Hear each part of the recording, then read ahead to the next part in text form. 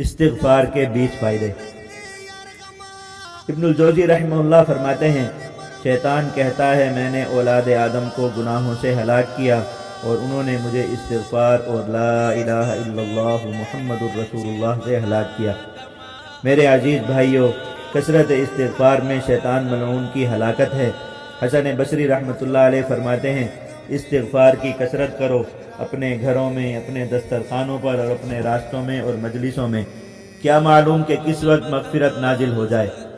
استغفار کے بے شمار فوائد ہیں، مثلا یہ اللہ تعالیٰ کا تاکیدی حکم ہے، یہ رسول پاک صلی اللہ علیہ وسلم کا پیارا عمل ہے، یہ گناہوں کی مغفرت کا ذریعہ ہے، اس سے جنت ملتی ہے، یہ دل کی سیاہی کو دور کرتا ہے، اس سے قلبی سکون اور اطمینان نصیب ہوتا ہے، اس سے اللہ تعالیٰ کی رحمت نازل ہوتی ہے، یہ قبر کا بہترین پڑوسی ہے، اس سے ہر طرح کی روحانی اور جسمانی قوت ملتی ہے، یہ رزق حلال میں بے پناہ وسعت کا ذریعہ ہے، یہ نفس کو غم، پریشانی، مایوسی، شہوت، وساوس اور میل کچیل سے پاک کرتا ہے، یہ صالح اولاد کا ذریعہ ہے، یہ ہر بیماری کا علاج ہے، اس سے انسان کو دنیا کی بہترین زندگی نصیب ہوتی ہے، یہ مقبول اعمال کی حفاظت ہے، اس سے بلائیں مصیبتیں دور ہوتی ہیں، اس کی برکت سے انسان کو اپنا اصل مقام اور فضیلت نصیب ہوتی ہے، اس سے مفید بارشیں برستی ہیں، اس سے شرح صدر ہوتا ہے، سب سے اہم فضیلت یہ کہ یہ بندے کا تعلق اللہ پاک کے ساتھ ٹھیک کرتا ہے۔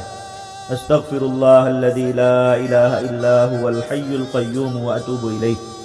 میرے بھائیوں، آج کسی وقت کسی مسجد یا خالی جگہ کی طرف نکل جاؤ، راستے میں روتے جاؤ اور کہتے جاؤ، اے میرے محبوب رب، میں معافی مانگنے آ رہا ہوں، توبہ کرنے آ رہا ہوں۔ پھر وہاں پہنچ کر اپنے ہر گناہ کی معافی مانگو، ایمان کی کمزوری، فرائض کی سستی، نفاق، غیبت، حسد، بغض، بے حیائی، سستی، غفلت، حب دنیا، ذلت، رسوائی، بے شمار گناہ، روتے جاؤ، معافی مانگتے جاؤ، یہاں تک کہ رحمت کا نزول محسوس ہو۔ پھر دل پر جو بیتے کسی کو نہ بتاؤ، کبھی نہ بتاؤ، ارے مالک کے سامنے حاضر ہونا ہے، پوری دنیا میں اسلام کے غلبے کی محنت کرنی ہے، گناہوں سے ہلکے ہوں گے تو کچھ کام بنے گا۔ انسان کے لیے خطرناک لمحہ۔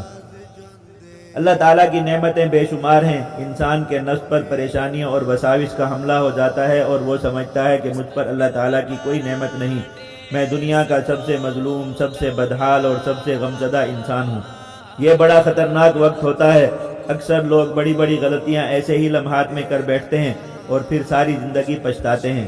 ان کو یہاں تک یاد نہیں رہتا کہ ان کے پاس کلمہ طیبہ جیسی قیمتی نعمت ہے، وہ بھول جاتے ہیں کہ وہ جو سانس لے رہے ہیں وہ کتنی بڑی نعمت ہے، ان کو یہ بھی خیال نہیں رہتا کہ ان کے پیٹ میں اللہ تعالیٰ کی دی ہوئی غذا ہے، ان کو یہ بھی احساس نہیں ہوتا کہ ان کے دل و دماغ میں قرآن مجید کی کتنی آیات ہیں، وہ یہ بھی فراموش کر بیٹھتے ہیں کہ ان پر اللہ تعالیٰ کے کتنے پردے ہیں، ایسے پردے کہ اگر وہ اتار لیے جائیں تو ان کا سارا غم و غصہ شرمندگی میں بہہ جائے۔ وہ یہ بھی نہیں سوچتے کہ اس وقت وہ جس غم و پریشانی کو محسوس کر رہے ہیں یہ بھی اللہ تعالیٰ کی دی ہوئی بعض قوتوں کے بلبوتے پر ہے، ورنہ ایسا وقت بھی آ جاتا ہے کہ انسان بے بسی کے جال میں پھنس جاتا ہے، تب وہ مار کھاتا ہے مگر غصہ نہیں کر سکتا، تب وہ ایسا تشدد دیکھتا ہے کہ جسم میں کچھ محسوس کرنے کی سکت تک نہیں رہتی۔ اس لیے جب بھی نفس پر پریشانیوں اور وساوس کا شدید حملہ ہو، اس وقت کوئی فیصلہ نہ کریں، اس وقت صرف اور صرف استغفار میں لگ جائیں، اپنے گناہ یاد کریں، ان پر روئیں، ان کی معافی اللہ تعالیٰ سے مانگیں اور اپنے دل کو سمجھائیں کہ اس وقت جو کچھ مجھ پر بیت رہی ہے وہ حقیقی باتیں نہیں، محض شیطان کا حملہ ہے، اور شیطان ذکر اور استغفار سے بھاگتا ہے، فیصلے کرنے، دوسروں کو الزام دینے اور زیادہ سوچنے سے نہیں۔ ربنا اغفر لنا ذنوبنا واسرافنا فی امرنا وثبت اقدامنا وانصرنا علی القوم الکافرین۔ استغفار شیطان کی کمر توڑ دیتا ہے۔ شیطان اور اس کے چیلوں نے دراصل بہت محنت کی کہ مسلمان استغفار اور توبہ سے دور اور محروم رہیں۔ وجہ واضح ہے، توبہ اور استغفار سے شیطان لعین کی کمر ٹوٹتی ہے اور وہ جن گناہوں کو اتنی محنت سے کراتا ہے وہ سب معاف ہو جاتے ہیں، بلکہ سچی توبہ سے وہ گناہ بھی نیکیاں بن جاتے ہیں۔ ماشاءاللہ، امت میں کچھ لوگ ہمیشہ شیطان کے خلاف مورچہ لگا کر مسلمانوں کو توبہ استغفار کی طرف لانے کا کام کرتے رہتے ہیں۔ ایسے لوگ امت مسلمہ کے محسن ہوتے ہیں۔ کہتے ہیں کسی عرب ملک میں ایک بوڑھے بزرگ مسجد میں مقیم تھے اور ان کا کام صرف یہ تھا کہ مسلمانوں کے ہر طبقے کو توبہ استغفار پر لائیں۔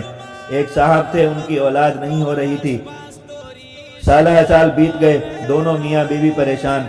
किसी ने खावन को बताया कि फलां मस्जिद में जाओ, एक बुजुर्ग दवा देते हैं और साल भर में औलाद हो जाती है।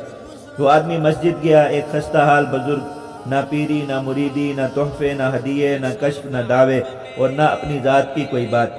साइल ने मसला अर्ज किया, फरमाने लगे बेटा एक दवा है, तुम दोनों को खानी होगी मगर है कुछ कड़वी, खा लोगे? अर्ज किया बहुत परेशान हैं, ज़रूर खाएंगे।